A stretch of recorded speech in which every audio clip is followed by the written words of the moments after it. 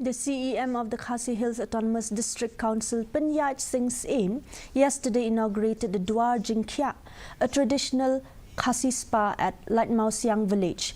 The spa aims to promote traditional healing practices and provide a platform for the transfer of this knowledge to younger generations, ensuring its preservation while also creating income opportunities.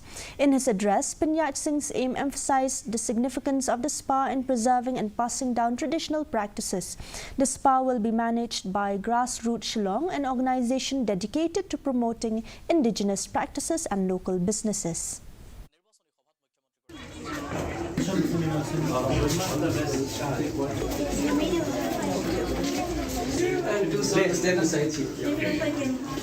Ketika Dwar Jingkhiah, ketika Khasi traditional spa, bahkan yak baik yak lenti, bahkan biang kendit, nalor pipenet pensa, ya kini belahikai menbarim, bak ngenget scam bahkan nongru, kayok kakot, bahkan tiaw, ya kayok kam yok jam hapok shnong, bahkan long ke jingkhiah ya ke shnong di perok kawai.